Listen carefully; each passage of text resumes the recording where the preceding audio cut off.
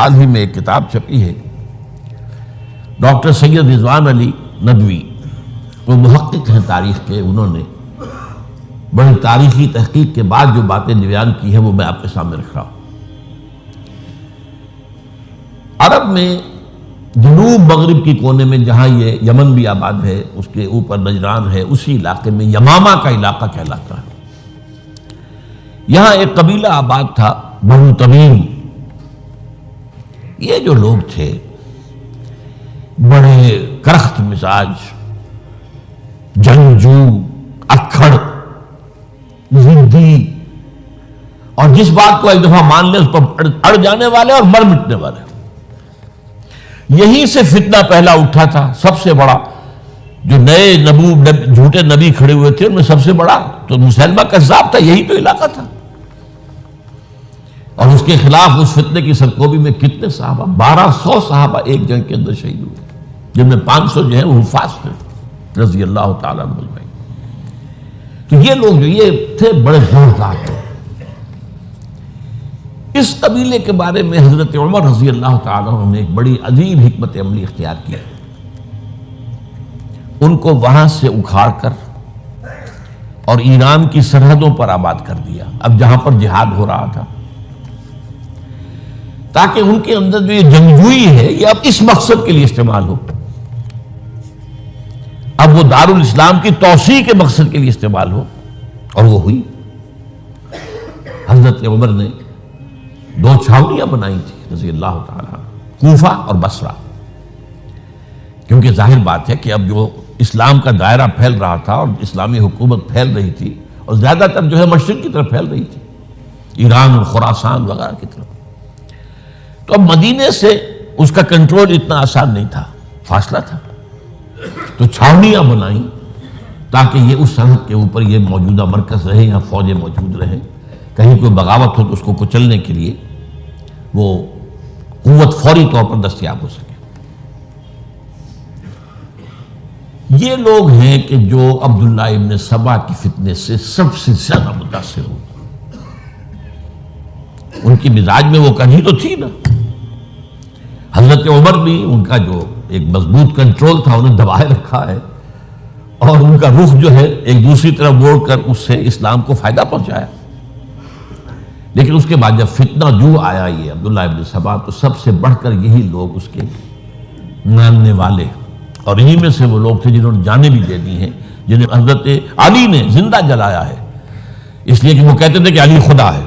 اے علی تم خدا ہو، تم ہمیں آگ میں جلا رہے ہو، یہ تو تم ہمارا امتحان لے رہے ہو۔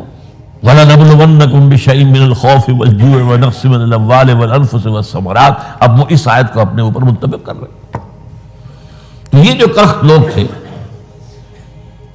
انہوں نے در حقیقت جو ہے عبداللہ ابن سبا کے کردار میں سب سے بڑا رول پلے کیا، اور انہی کے ہاتھوں حضرت عثمان شہید ہوئے رضی اللہ تعالیٰ۔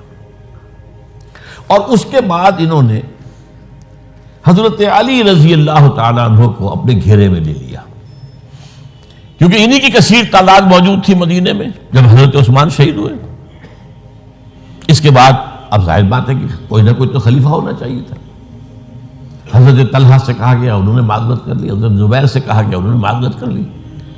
اب ظاہر بات ہے کہ حضرت علی آخر امت کو چھوڑا تو نہیں جا سکتا تھا بغیر امام کے، انہوں نے قبول کر لی، اگرچہ حضرت حسن روکتے رہے کہ ابا جان یہ ان لوگوں کی بیعت جو ہے آپ قبول نہ کیجیے۔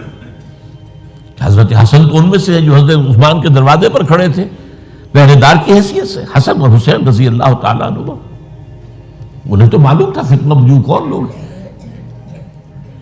اس کے بعد حضرت علی رضی اللہ تعالیٰ عنہ نے اسی حکمت سے، جس حکمت کے تحت حضرت عمر نے یہ چھاونیاں آباد کی تھی، دارالخلافہ بھی مدینے سے کوفہ منتقل کر دیا تاکہ پورے عالم اسلام کو کنٹرول کیا جا سکے اس مرکز کے ساتھ۔ اس کا نتیجہ یہ نکلا کہ اب گویا کہ حضرت علی کے گرد ان لوگوں کا گھیراؤ مکمل، کوفے میں یہی تو آباد تھے، کوفی یہی تو تھے، حضرت عمر نے انہیں لا کے یہاں آباد کیا تھا۔ جب حضرت علی نے کوفے کو اپنا دارالخلافہ قرار دیا تو گویا کہ ان کا پھر عمل دخل بہت بڑھ گیا۔ ایک طریقے سے یوں کہا جا سکتا ہے کہ انہوں نے اب حضرت علی رضی اللہ تعالیٰ عنہ کو اپنے محاصرے میں لے لیا، چنانچہ جنگ جمل کے موقع پر یہ ہوا ہے کہ صلح ہو گئی تھی، حضرت عائشہ رضی اللہ تعالی عنہ کے جو نمائندے تھے اور ادھر سے حضرت علی، صلح ہو گئی تھی، طے ہو گیا تھا کہ ہاں قاتلین عثمان کو جو ہے اس کو سزا دی جائے گی، قصاص لیا جائے گا حضرت عثمان کی قتل کا۔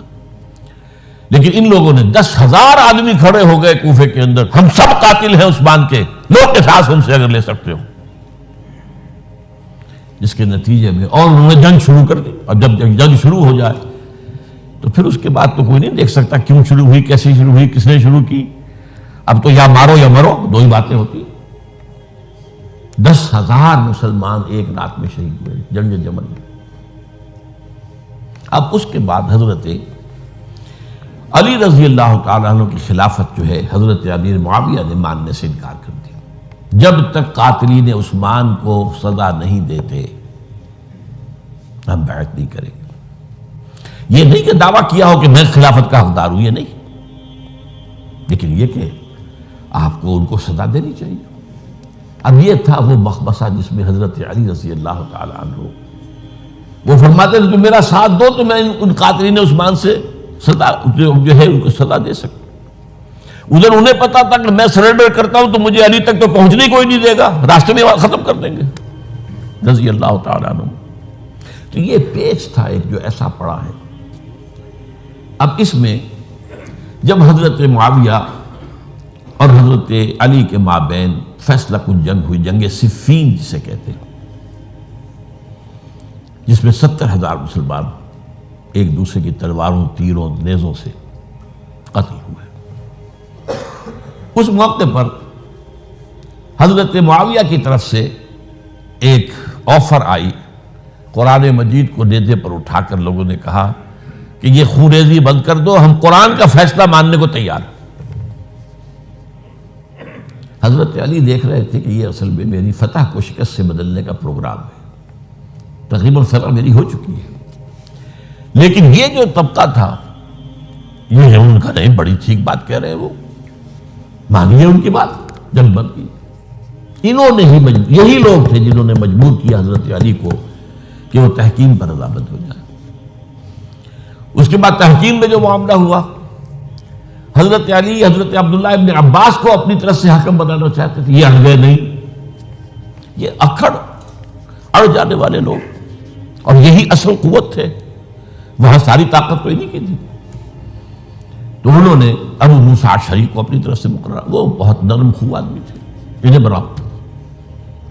بہرحال جو بھی بات طے ہوئی، اب تاریخ کی روایتوں میں اختلاف ہو سکتا ہے، کہا یہ جاتا ہے کہ طے تو یہ ہوا تھا حکمین کے مابین، ادھر سے ابو موسیٰ اشعری، ادھر سے عمرو بن العاص رضی اللہ تعالی عنہما، کہ آپ اپنے جو کلائنٹ ہیں حضرت علی، آپ انہیں معزول کر دیجئے، میں معاویہ کو معزول کر دیتا ہوں، پھر جو ہے مسلمان فیصلہ کر لیں کسی اور کی عبادت۔ انہوں نے کھڑے ہو کے کہہ دیا میں علی کو معزول کرتا ہوں، اور عمرو بن العاص نے کہا کہ میں معاویہ کو قائم کرتا ہوں۔ اب یہ ہے روایت، واللہ عالم، اس میں کتنا سچ ہے کتنا جھوٹ ہے، میں کوئی مورخ نہیں ہوں، میں کوئی تاریخ کا محقق نہیں ہوں۔ اس کے بعد جو ہے اب یہ لوگ انہوں نے کہا کہ مانیے تحکیم کو، اور جب انہوں نے حضرت علی نے اس تحکیم کے فیصلے کو ماننے سے انکار کیا تو باغی ہو گئے، حضرت علی کو کافر قرار دیا، اور جا کر ایک جگہ پر حرورہ ایک جگہ تھی، وہاں پر جا کے جمع ہو گئے، جتھا بندی کی، بہت بڑی طاقت پر وہاں کر انہوں نے طے کیا کہ علی بھی کافر ہو گیا، معاویہ بھی کافر ہو گیا، عمرو بن العاص بھی کافر ہو گئے، سب کافر ہیں۔ حضرت علی کی طرف سے ایک گئے سفیر ان سے بات کرنے کے لیے، تو انہوں نے کہا تم نے تو کہا تھا کہ تحکیم کو تسلیم کرو، کہ ہاں ہم نے گناہ کیا تھا، کفر کیا تھا، ہم توبہ کی ہم نے، اگر علی بھی مان لے کہ میں نے مان کر کفر کیا تھا اب میں توبہ کرتا ہوں تو ہم ان کی بات مان لیں گے۔ اب حضرت علی اس طرح کا جھوٹ کیسے بولتے ہیں، انہوں نے تو کوئی کفر نہیں کیا تھا۔ بہرحال انہوں نے پھر بھی نرمی برتی کہ دیکھو اگر تم کوئی خونریزی نہیں کرو گے، فساد نہیں مچاؤ گے تو میں تمہیں کچھ نہیں کہوں گا، لیکن وہ اپنی ان شرارتوں سے بعد نہیں آئے۔ تو پھر تیسری جو بڑی جنگ ہوئی ہے ان جنگوں میں، جنگ نہروان کہلاتی ہے، حضرت علی کی جنگ خوارج کے ساتھ، جس میں 4000 خارجی جو ہے وہ قتل ہوئے۔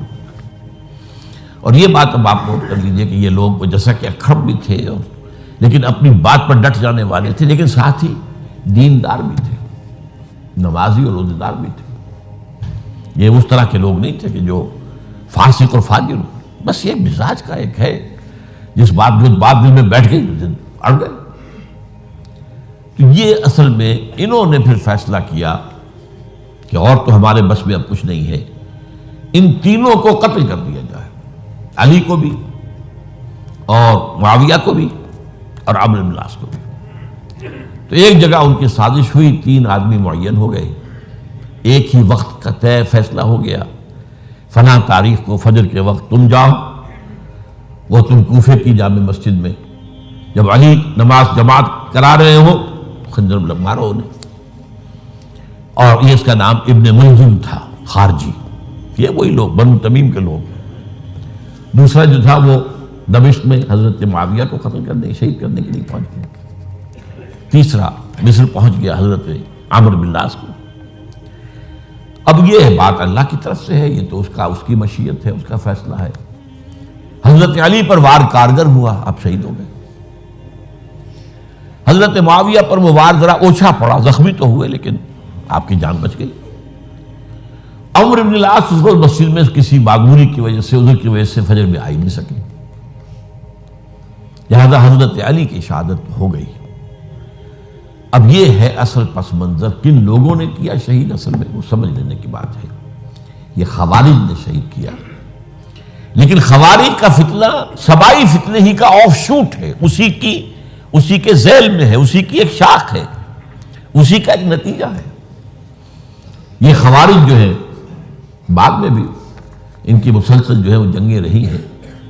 بہرحال اس صورتحال کو یہ سمجھ لیجئے کہ یہ خلفائے ثلاثہ رضی اللہ تعالی عنہ، حضرت عمر شہید، عثمان شہید، علی شہید۔ عجیب بات ہے کہ تینوں کا نام عین سے شروع ہوتا ہے، عمر عین سے، عثمان عین سے، علی عین سے، تینوں شہید ہوئے ہیں۔ لیکن یہ کہ یہ ہے تاریخی پس منظر۔ اب اس کے بعد میں صرف آپ کو چند اشارے دوں گا، میں نہیں چاہتا کہ اس سے آگے کوئی تفصیل سے گفتگو ہو۔ حضرت علی کی شہادت کے بعد لوگوں نے، جبکہ ابھی حضرت علی زخمی تھے، انتقال نہیں ہوا تھا، آپ سے پوچھا کہ ہم حسن کے ہاتھ پر بیعت کر لیں رضی اللہ تعالیٰ۔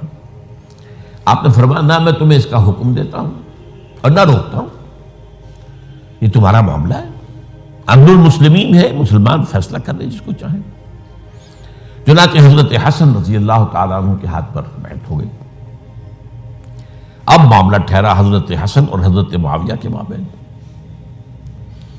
6 ماہ خلافت رہی ہے حضرت حسن کی رضی اللہ تعالیٰ، اور میں انہیں 5واں خلیفہ راشد مانتا ہوں۔ ابو بکر، عمر، عثمان، علی، حسن، انہوں نے کوئی اپنی قوت سے خلافت حاصل نہیں کی تھی، بلکہ مسلمانوں نے انہیں خلیفہ بنایا تھا۔ لیکن یہ اس قدر صلح جو انسان تھے، بہت نرم طبیعت کے انسان، جب انہوں نے دیکھا کہ یہ تو پھر خوریزی کا معاملہ ہو رہا ہے، ابھی معاویہ کے پاس 40,000 کا لشکر تھا، ان کے پاس بھی بڑا لشکر موجود تھا، بلکہ 40,000 ان کے پاس تھا، حضرت معاویہ کے پاس اس سے بڑا تھا۔ انہوں نے صلح کر لی حضرت معاویہ سے رضی اللہ تعالیٰ، اور وہ حدیث ان کے حق میں جو ہے پیشن گوئی تھی وہ پوری ہو گئی کہ حضور نے فرمایا تھا میرا یہ بیٹا مسلمانوں کے 2 گروہوں کے مابین صلح کرائے گا۔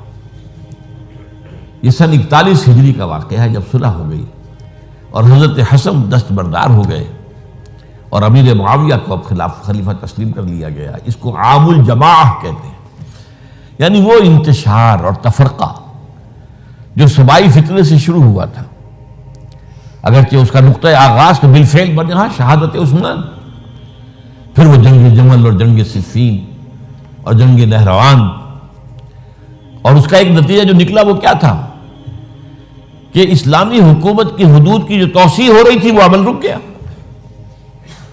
وہ تو خلفائے ثلاثہ، اب یہ ثلاثہ میں گن رہا ہوں، حضرت ابو بکر، حضرت عمر، حضرت عثمان، ان کے دور میں ساری توسیع ہوئی، فتوحات ہوئی۔ حضرت علی کا دور جو ہے سارا خانہ جنگی کی نظر ہو گیا. وہ خلیفہ راشد ہیں، اس میں کوئی شک نہیں ہے، بہت عظیم شخصیت ہے، ہمارے نزدیک صحابہ کرام میں سوائے 3 کے سب سے بڑھ کر ہیں، سب سے افضل ہیں. ہاں، ابو بکر، عمر، عثمان ان سے افضل ہیں ہمارے نزدیک. خلافت جو ہے خلفاء کے مابین ترتیب فضیلت جو ہے وہ ترتیب خلافت کے مطابق اہل سنت کے نزدیک، لیکن باقی ہزاروں صحابہ میں تو سب سے اونچے ہیں.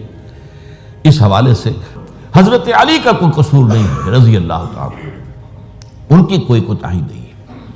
انہیں خلافت ملی ہی ایسے پرفتن دور میں ہے.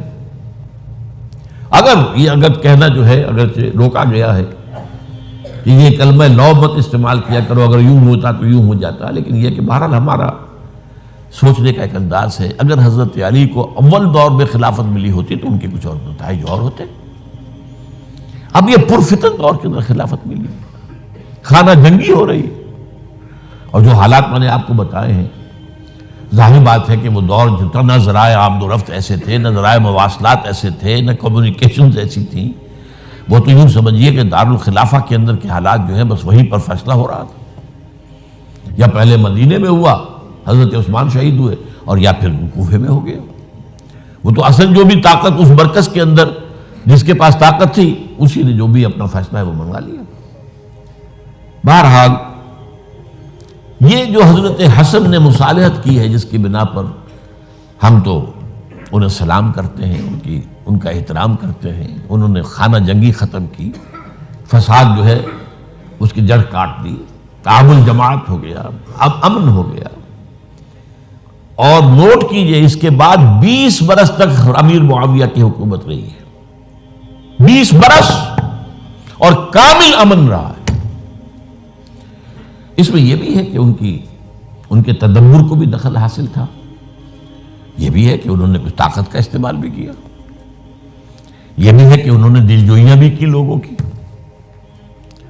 کو، جس کو ہم کہتے ہیں مؤلفۃ القلوب، جو زکوٰۃ کے مسائل میں شامل ہے. کچھ لوگوں کی کچھ کے شر سے اس کو روکنے کے لیے ان کو جو ہے کچھ زکوٰۃ میں سے پیسہ دیا جائے وغیرہ وغیرہ، مؤلفۃ القلوب، تالیف قلب کے لیے. بہرحال نتیجہ یہ ہے. تاہم یہ جان لیجئے کہ حضرت معاویہ صحابی رسول ہیں، ہم ان کو تسلیم کرتے ہیں، لیکن ان کی خلافت کو خلافت راشدہ ہم نہیں مانتے، اس لیے کہ وہ انہوں نے اپنی طاقت سے حاصل کی ہے.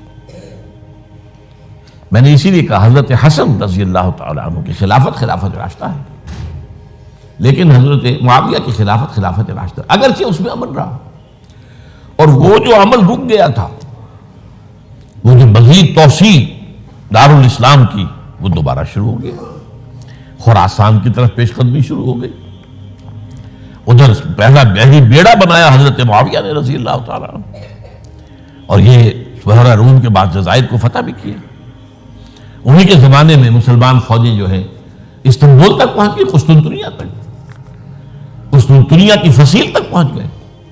اگرچہ فتح نہیں ہو سکا قسطنطنیہ اس وقت، وہ تو بعد میں کئی 100 سال بعد ترک جو خلیفہ تھا اس کے ہاتھوں فتح ہوا، محمد فاتح. لیکن یہ کہ باہر پہنچ گئے تھے وہاں تک، یہ عمل بھی شروع ہو گیا. لیکن انہی لوگوں نے حضرت حسن کو گالیاں دی اس کام پر کہ تم نے صلح کیوں کی. امیر الکافرین کہا، امیر المنافقین کہا، اور انہیں خطاب یا آر المومنین، اے مومنوں کے لیے آر کا اور شرم کے باعث، اور ان کے خیمے پر حملہ کیا، اسے جلایا. ان کی جان کے در پہ تھے کہ تم نے صلح کیوں کی. یہ اکھڑ لوگ، یہ لوگ، اس کے بعد اب میں صرف اشارہ کر رہا ہوں، یہی لوگ تھے اصل میں جو 20 برس کے بعد پھر جو حادثہ سانحہ کربلا ہوا ہے اس کا مین کردار یہ تھا. صرف چند جملے اس وقت کہوں گا. سانحہ کربلا پر میرا کتاب جو موجود ہے وہ آپ پڑھیے. حضرت معاویہ رضی اللہ تعالیٰ عنہ کو مغیرہ ابن شعبہ ایک بزرگ صحابیوں میں سے تھے، انہوں نے مشورہ دیا کہ دیکھیے آپ کی خلافت سے پہلے 4 برس تک خانہ جنگی رہی، 1 لاکھ کے قریب مسلمان ایک دوسرے کی تلواروں سے ختم ہوئے. اب اگر وہ زمانہ گزر گیا، کبار صحابہ تو فوت ہو چکے، بڑے صحابہ تو گئے. اب تو یہ 9 مسلم جو فتح کے بعد ایمان لائے یا اس کے بعد ایمان لائے جبکہ سورہ توبہ کی آیات نازل ہو گئی، اب تو یہ لوگ، یا پھر اب نئے لوگ جو مفتوحہ علاقے میں ایمان لا رہے ہیں، مسلمان ہو رہے ہیں. لہٰذا اب وہ جو مسلمانوں کا ایک نظام خلافت راشدہ کا تھا، اگر اس کے پیچھے کسی مضبوط قبیلے کی طاقت نہ ہو تو وہ مرکزیت قائم نہیں رکھ سکے گا. لہذا آپ یزید کو اپنا ولی عہد مقرر کر دیں. حضرت معاویہ کچھ رہے متردد، لیکن بعد میں ان کی سمجھ میں یہ بات آ گئی. یہاں یہ نوٹ کر لیجئے کہ میں یا آپ حضرت معاویہ کے فیصلے سے اختلاف کر سکتے ہیں، ان کی نیت پر حملہ نہیں کر سکتے. وہ صحابی ہیں، الصحابہ کلہم عدول. ان کی نیت بھی یہی تھی، مسئلہ سمجھی اس میں کہ وہی امن جو ہے وہ برقرار رہے. اس وقت جو ہے کچھ تھے ہمارے جو اس وقت اگرچہ وہ صغار صحابہ میں شمار ہوتے تھے، لیکن اب وہ کبار تھے. وہ کھڑے ہو گئے کہ آپ یہ کام غلط کر رہے ہیں، یہ قیصریت اور کسرویت جو ہے اس کا آغاز کر رہے ہیں. اور یہ کون لوگ تھے؟ اب دیکھیے ترتیب: ابو بکر کے بیٹے عبد الرحمن، عمر کے بیٹے عبداللہ ابن عمر، عباس کے بیٹے عبداللہ ابن عباس، زبیر کے بیٹے عبداللہ ابن زبیر، علی کے بیٹے حضرت حسین. حضرت حسن فوت ہو چکے تھے کیونکہ یہ عین وسط میں ہوا واقعہ. 20 سال کے درمیان 10 سال حضرت معاویہ کی حکومت کو شروع ہوئے، 10 سال ہو چکے تھے. میری جو تحقیق ہے یا مطالعہ اس کے مطابق تو یہ ہے کہ حضرت عثمان نے مصلحت سے، حضرت معاویہ نے مصلحت سے کام لیا اور ان پر جبر نہیں کیا. لیکن انہی ندوی صاحب نے کچھ لکھا ہے کہ بالجبر بھی ان سے بیعت لے لی، بیعت ولی عہدی. مجھے اس سے اختلاف ہے. یہ حضرات ایسے نہیں تھے کہ جو بالجبر بیعت کرنے والے ہوں. میں اس کو ماننے کو تیار نہیں. بہرحال یہ حضرت، میرے نزدیک حضرت معاویہ نے جبر نہیں کیا، زبردستی نہیں کی. لیکن جب حضرت معاویہ کا انتقال ہو گیا، اب جو ہے معاملہ یہ پیدا ہو گیا کہ آپ بیعت کریں نہ کریں تو پھر جو ہے باغی شمار ہوگی. عبد الرحمن ابن ابو بکر رضی اللہ تعالی عنہما وہ فوت ہو چکے تھے، اب 4 رہ گئے تھے. عبداللہ ابن عمر، عبداللہ ابن عباس، یہ دونوں تھے جو عمر میں بڑے تھے. عبداللہ ابن زبیر اور حسین ابن علی رضی اللہ تعالی عنہ. ان چاروں نے کہا کہ کام غلط ہوا ہے یہ. لیکن اس کے بعد ایک تفریق ہو گئی. یہ جو دونوں بزرگ تر تھے، حضرت عبداللہ ابن عمر، عبداللہ ابن عباس، ان دونوں نے کہا کام تو غلط ہے لیکن ایسا نہیں ہے جس کی بنا پر خونریزی کرائی جائے، مسلمانوں کا خون بہے، بغاوت کی جائے. ایسا نہیں. مطلب یہ کہ اس کے اندر مصلحت کا تقاضا یہ ہے کہ اس وقت جو ہے اس کو تسلیم کر دیا جائے. لیکن یہ جو دو نوجوان تھے، ان کے اندر، نوجوان نہیں کہ وہ جوان تھے ماشاءاللہ، لیکن یہ کہ جوش زیادہ تھا، یہ اڑ گئے کہ نہیں، ہم اس غلطی کو اب نہیں چلنے دیں گے. حضرت عبداللہ ابن زبیر اور حسین ابن علی رضی اللہ تعالیٰ عنہ. اب دیکھیے اصل فیصلہ کن بات کیا ہوئی. ان دونوں حضرات میں ایک اختلاف ہو گیا. حضرت عبداللہ ابن زبیر کا کہنا یہ تھا کہ یہی مقیم رہی ہے مکے میں، اور یہیں سے جو ریزسٹنس موومنٹ ہے وہ شروع کی جائے بنو امیہ کی حکومت کے خلاف. ادھر سے کوفیوں کے خطوط چلے آ رہے تھے حضرت حسین رضی اللہ تعالیٰ عنہ، آپ آئیے، ہم آپ سے بیعت کریں گے. حضرت حسین نے اپنے بھائی، چچا داد بھائی مسلم بن عقیل کو بھیجا. ان کے ہاتھ پر 10-12 ہزار کوفیوں نے بیعت کر دی حضرت حسین کے لیے. اور ان کے خطوط کے جو ہے وہ تو پورے کے پورے تھیلے تھے حضرت حسین کے پاس. اس سے پھر حضرت حسین نے سفر کیا. ادھر یہ ہوا کہ یزید کی طرف سے عبید اللہ ابن زیاد جو ہے گورنر بن کر آیا. اس نے جو تشدد کیا کوفیوں پر، سب نے بیعت توڑ دی اور حضرت مسلم بن عقیل جو ہے ان کو شہید کر دیا. یہ خبر پہنچی ہے حضرت حسین کو. آپ ابھی درمیان میں تھے سفر کے، آپ نے مناسب سمجھا کہ میں واپس لوٹ جاؤں. لیکن حضرت مسلم بن عقیل کے بیٹے کھڑے ہو گئے کہ اب ہم قصاص لیے، ہمارا باپ شہید کیا گیا، قصاص لیے بغیر تو نہیں جائیں گے۔ اب یہ مروت کے خلاف تھا حضرت حسین کی کہ وہ ان کو چھوڑ دیتے۔ یہ وجہ ہے کہ وہ حادثہ پیش آیا، اور اس میں بھی اصل وجہ میں بتاتا ہوں، وقت جو ہے ختم ہو گیا ہے۔ وہ یہ ہے کہ حضرت حسین نے جب وہ لشکر تھا کوفیوں کا، کوفی تو آئے تھے نا، وہی کوفی جنہوں نے بیعت کی تھی، وہی بیعت توڑنے والے تھے، وہی لشکر میں آئے تھے حضرت حسین کے خلاف۔ حضرت حسین نے وہاں عین میدان جنگ میں اعلان کیا، دیکھو فلاں ابن فلاں، یہ تمہارا خط ہے کہ نہیں، تم نے مجھے بلایا ہے، دیکھو فلاں ابن فلاں، تم نے مجھے دعوت دی تھی کہ نہیں، یہ دیکھو میرے پاس تمہارے خطوط جو ہیں تھیلے بھرے ہوئے موجود ہیں۔ اب انہیں اندیشہ یہ ہوا کہ اگر حضرت حسین کو کسی طرح بھی یزید تک پہنچ جانے دیا گیا تو ہمارا جو ہے بانڈا پھوٹ جائے گا، پھر ہماری خیر نہیں۔ ورنہ حضرت حسین نے کہا تھا، دیکھو یا مجھے واپس جانے دو، یا مجھے سرحدوں کی طرف جانے دو، میں کفار کے ساتھ جہاد کرتے ہوئے اپنی زندگی صرف کر دوں گا، یا مجھے یزید کے پاس جانے دو، میں اس کے ساتھ اپنا معاملہ کر لوں۔ انہوں نے کہا کہ اگر یزید تک ان کی رسائی ہو گئی تو پھر ہماری خیر نہیں۔ تو انہوں نے نہ صرف یہ کہ شہید کیا، وہی کوفی، وہی بنو تمیم کے لوگ، وہی اکھڑ، انہوں نے نہ صرف یہ کہ شہید کیا بلکہ پھر خیموں کو آگ لگائی۔ کیوں لگائی؟ تاکہ وہ جو ڈاکومنٹری پروف تھا ان کے خلاف وہ ختم ہو جائے، ورنہ آگ لگانے کی کیا ضرورت تھی؟ انہوں نے اور تو کوئی نہیں کیا، یعنی وہ کام تو نہیں کیا کہ جو کسی مفتون کے ساتھ کیا جاتا ہے۔ حضرت حسین کے بیٹے بیمار تھے، حضرت علی بن حسین زین العابدین رحمۃ اللہ علیہ، انہیں شہید تو نہیں کیا۔